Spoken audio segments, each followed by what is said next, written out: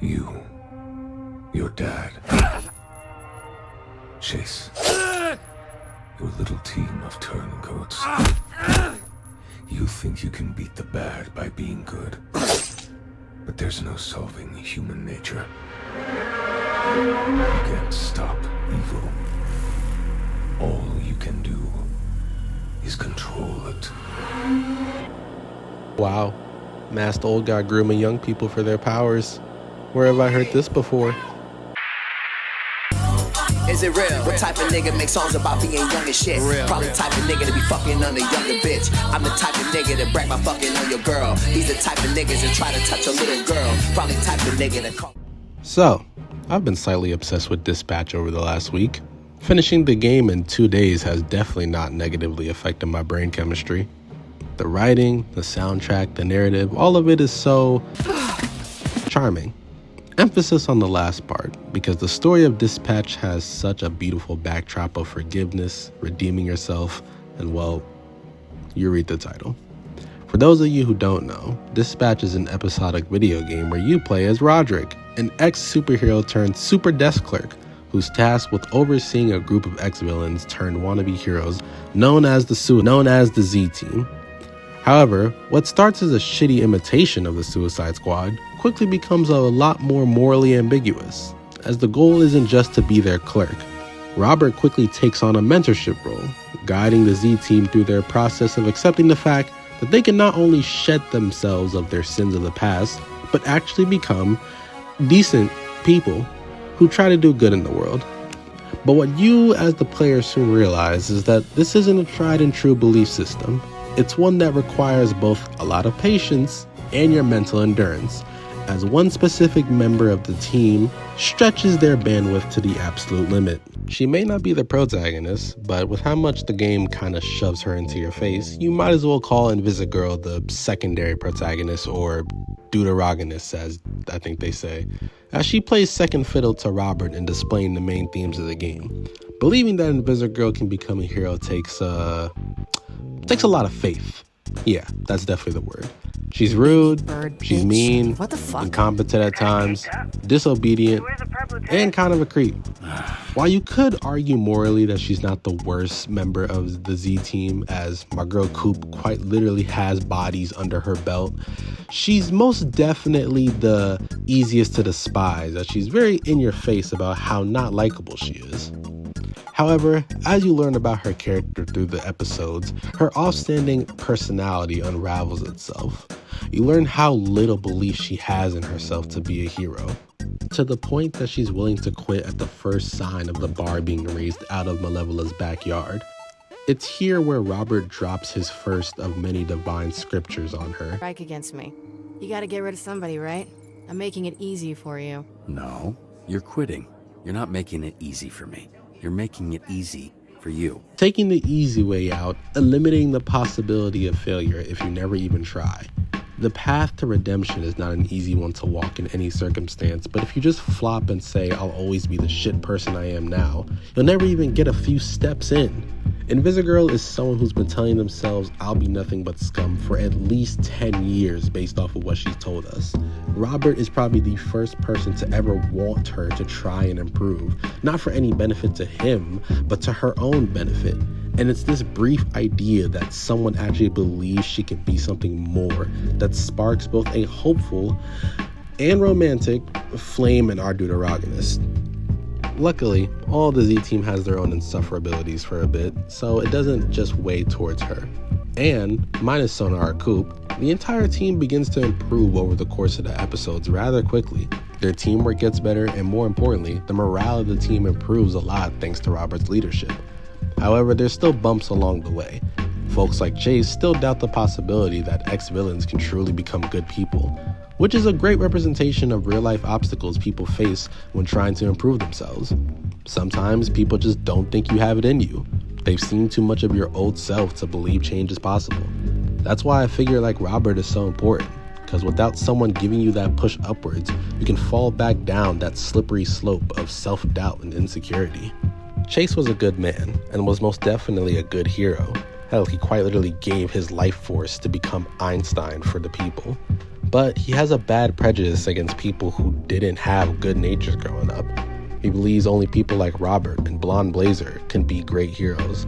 Meanwhile, he thinks criminals becoming heroes is just a facade, a possibility in a million years maybe.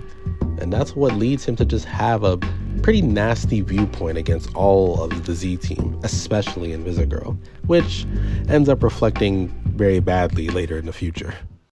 Episode 6 serves as a pivotal turning point for the story and really dives deep into the themes that the game is overall trying to send. Over the course of the story, Robert has been steadily rebuilding his motto as a superhero, both through helping the Z team and by trying to rebuild his suit that he used during his superhero era to get back into the fight. However, plans to rebuild his suit are completely hopeless until Invisigirl finds the power source that used to make the thing run, the astral pulse. Of course, this isn't done until late at night when all the Z team is drunk out of their minds and the location is a highly fortified dock area. So, basically, they're fucked. The power source is going to slip through their hands, and in Invisigirl's eyes, the chance of paying back Robert for all the hope he instilled in her is going to slip through them as well. So obviously, Invisigirl puts up a fight. She wants to go for the astral pulse tonight so she can pay back Robert for all the things he's done for her. You make a plan. No need to rush this. There's no guarantee it'll be there tomorrow. We need to go now. She said no. You understand that word, or has it got too many fucking syllables for you? Why don't you go walk your ass around a mall, Grandpa? Heroes are talking. You are no fucking hero. Whoa, hey! But Chase immediately attacks Invisigirl while being in his under the influence, and basically shrinks her back down to the same cowardly scoundrel he thought she was at the start of the game, and ignoring all the efforts she's made up to this point to be a better hero, a better person, in fact. This emotional attack leads her to go for the power source all on her own, which in turn leads Chase to have to use the last of his life to save her from certain death to Shroud, and putting him in a near-death state in the process. Now, was this reckless? Yes. Disobedient? Selfish? Absolutely. But in my personal opinion, this is exactly what Invisigirl views as being a hero. Her plan was completely on the nose, and without her, the power source would have been in the hands of the main villain. And she wouldn't have felt so eager to prove herself if Chase didn't immediately attack her out of prejudice against supervillains. But her actions did have dire consequences for someone besides her, and others got caught up in her attempt for redemption. Up until this point, you can see that Robert has been pretty cozy with the Z team as their manager. He sends them on jobs, he banters with them, and most importantly, he looks out for them when it matters. You have the option to tell the Z team that you were originally a superhero, which was originally hidden from them so they didn't attack you on the jump. And while this does come to light and bring some slight hostility, you can tell that the little bit of trust that builds between you all is really what makes all the difference. He's a mask. He's not real. He's the guy who sits behind his desk, biding his time, dreaming of the day he gets back in the fight. I haven't told you who I was because I'm kind of starting to like you all, and I'm not sure you're gonna like the real me. But the difference between this team getting by and this team being great is trust. So you should get to know the real me. I'm Mecha Man. But upon the travesty with Invisigirl and Chase, there's a clever analogy that I think can be used to define the dilemma that Robert is faced with for the rest of the story. Robert is a good man, most definitely. But is he still a hero? One who puts the lives of others before his own wishes? Why do I ask this? We'll get to that. The rest of the Z team eventually wishes to boot Invisigirl out of the squad, almost unanimously agreeing that she's a weak link that drags the squadron down. And now that Chase is in the infirmary on life support, they truly don't see a reason to keep her on the team. They've lost faith that she can be a hero as well. Now you, the player, have the chance to decide whether or not Robert agrees to this. This, in my opinion, means that the game is no longer trying to railroad Invisigirl's redemption towards you. It is now in you, the player's hands, to accept her as someone who can grow, or someone who is purely evil from the jump. This is before you learn that Invisigirl was working with the main villain the night your suit was destroyed, and basically was the main cause of your retirement.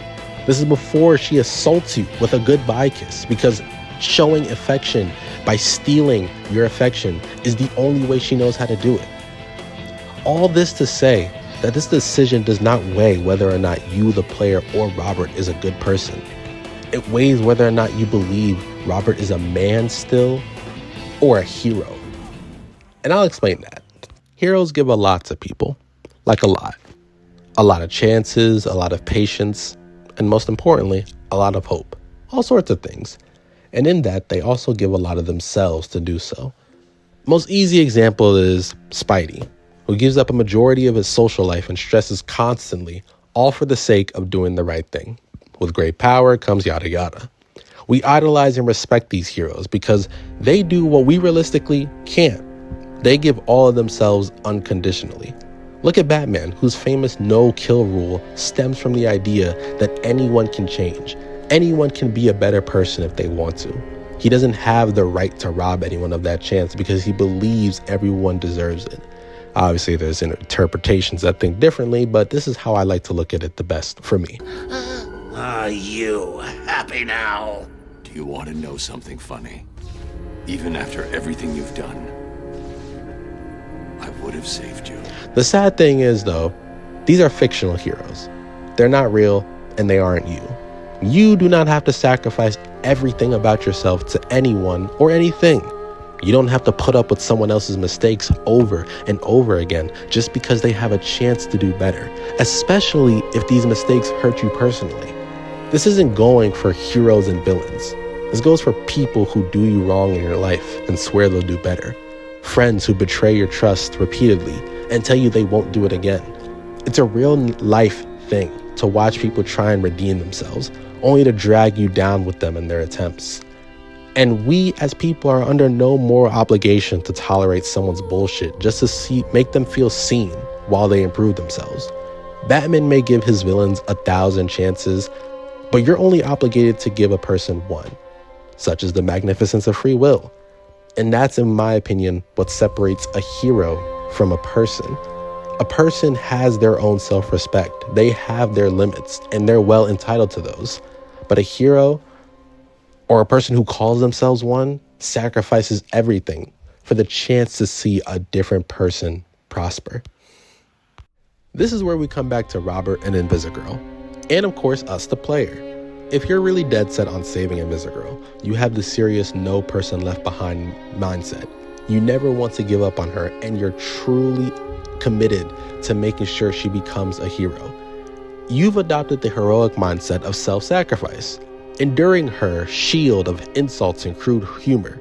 You ignore the voices of your team because to you, letting the weak link fall into the hands of evil is a failure as a hero, which is completely noble. There's plenty of fictional examples of people simply becoming evil because they were left alone, because nobody wanted to deal with them except the evil that takes advantage of them. Take Terra and Deathstroke, for example, which I'm going to say this is based off of because, well, look at Shroud. It is equally valid to approach this decision as a human being, to accept that no matter what she's capable of becoming, if Invisigirl hasn't been a positive force in your life, you're not obligated to deal with her. Redemption is still possible, but it's not up to you. You can't be the one to save her. She has to save herself. Because in your eyes, you've already given her everything that you can within your own boundaries. She's already assaulted those boundaries, stepped past them. Hell, she stomped them out by lying to you and then trying to take the little affection that you tried to trickle down to her because it's all that gives her that hope that she needs to keep going. If you already have people around you that have already put in the effort to fix themselves, the same way you don't have to fix everyone around you just because you can see they want to be good. That's not your responsibility. It's not anybody's responsibility. And people like Invisigirl exist. Unfortunately, they get left in the dark, but that's to no fault but their own. I'd like to note that I really like how Invisigirl's ending in the series isn't entirely reliant upon whether or not you invest in her romantically, as that isn't the right way to talk about her character. While it's easy in our day and age to say the only reason people defend her is because she's a hot female, which, I mean, this whole roster, we're not going to dive into that. But you can feel the genuine support of people around you without them being attracted to you. And that's true in both cases. And regardless of what ending you get for her, I think it wraps up the game's themes very nicely. Whether or not you support her enough where she found the strength to be good on her own is a decision that should be left to the player. Some people love seeing growth from even the worst of people. Others simply don't care if those who make their lives miserable ever grow out of that shell. But the beauty of this game is that it understands that neither of these routes are the proper way to deal with problematic people. It all depends on the person. One thing I gotta know. Just stay with me all day, risking your butt for someone who's never given you anything but trouble. I know what it's like to try and rebuild a life. I had a bad day too, once. Nice guys like you shouldn't have bad days. In my personal experience, I chose the path of forgiving and nurturing Invisigirl, not because she never annoyed me, or because I thought everything she did was right or justified, but because I could see the sparkle of good in her that had been dampened so much by negative influences in her life. Whether it was the prejudice against her powers that she had come up with, other surrounding villains who saw those powers and used them for their benefits, or Shroud, who I definitely can guess groomed her from a very young adultish to even late teenager age. But outside of all that, I know she's capable of overcoming those obstacles. To give a great ending quote to why I love this character so much, and why I love the themes that this game tries to display so much, I leave you only with this quote from my GOAT, Parthenax. No day goes by where I am not tempted to return to my inborn nature. Zimgrif Horvut se Sulyech. What is better, to be born good or to overcome your evil nature through great effort? Lok Thum.